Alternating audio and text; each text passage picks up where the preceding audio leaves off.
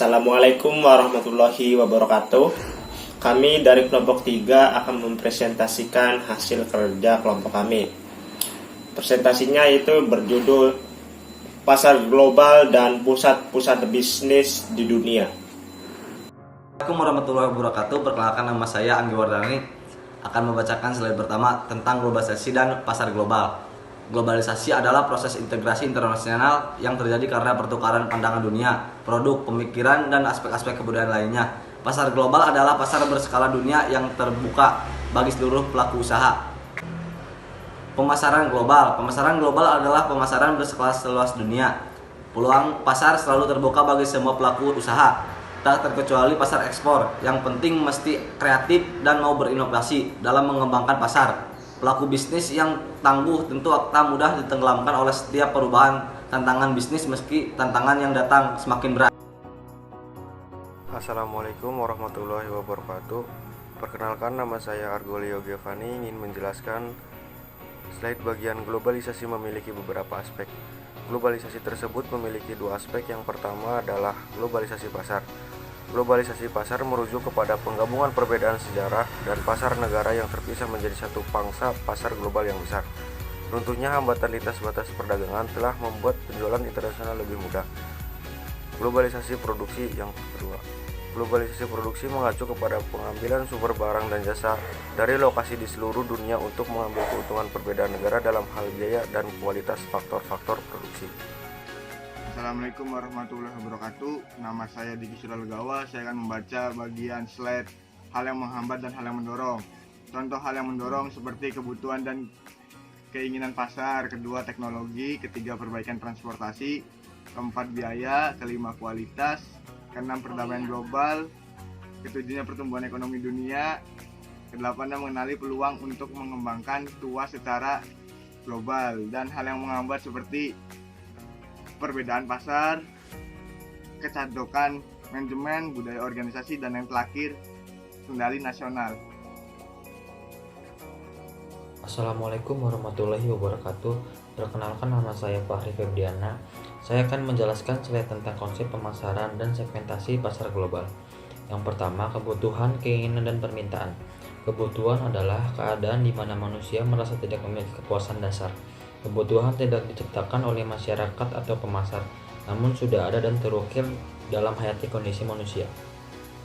Keinginan adalah hasrat akan pemuas tertentu dari kebutuhan tersebut. Keinginan manusia dibentuk oleh kekuatan dan institusi sosial. Sedangkan permintaan adalah keinginan akan sesuatu yang didukung dengan kemampuan serta kesediaan pembelinya. Yang kedua, ada segmentasi pasar global. Segmentasi pasar adalah membagi sebuah pasar ke dalam kelompok-kelompok pembeli yang berbeda yang mungkin menghendaki buruan produk atau pemasar yang terpisah. Selanjutnya, segmentasi pasar global. Segmentasi pasar adalah membagi sebuah pasar ke dalam kelompok-kelompok pembeli yang berbeda yang mungkin menghendaki buruan produk atau pemasar yang terpisah. Yang pertama, ada pemasaran massal. Penjual memproduksi, mendistribusikan, dan mempromosikan secara massal sebuah produk kepada seluruh pembeli. Yang kedua, ada pemasaran segmen. Perusahaan menyadari bahwa pembeli berbeda dalam kebutuhan, persepsi, dan perilaku pembelian. Yang ketiga, pemasaran ceruk berfokus. Pada subgrup di dalam segmen-segmen di atas, suatu ceruk adalah suatu grup yang didefinisikan dengan lebih sempit, biasanya didefinisikan dengan memilah atau segmen menjadi beberapa subsegmen.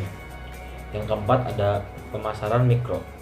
Praktik penyesuaian produk dalam program pemasaran agar cocok dengan cita rasa individu atau kolokasi tertentu. Assalamualaikum warahmatullahi wabarakatuh. Saya Alwan. Saya akan membacakan slide bagian pusat bisnis dan keuangan terbesar di dunia. Yaitu yang pertama adalah Kota London, Inggris. London merupakan salah satu area metropolitan dan produk domestik bruto terbesar di dunia.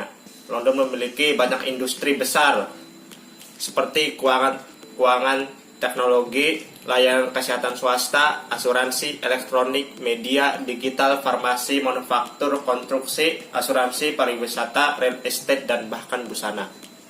Yang berikutnya, Kota New York, Amerika Serikat. New York merupakan pusat keuangan terbesar di Amerika Serikat. Industri-industri terbesarnya mencakup keuangan dan jasa, penerbitan, real estate, media dan hiburan, telekomunikasi, manufaktur, serta perdagangan.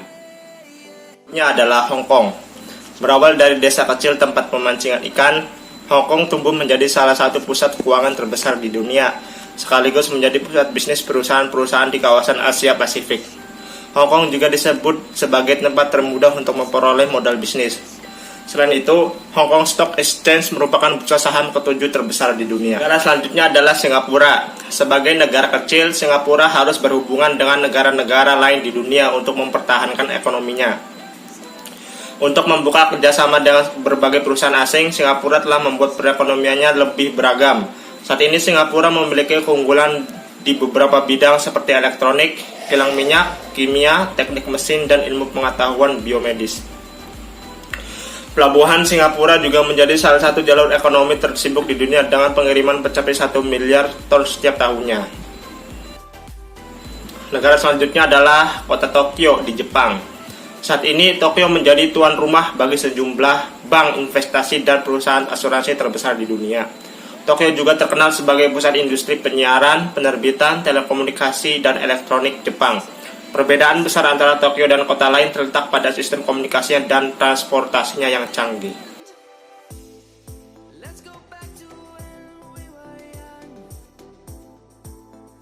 Dari kelompok kami, kurang lebihnya mohon maaf. Wabillahi taufiq wal hidayah. Wassalamualaikum warahmatullahi wabarakatuh.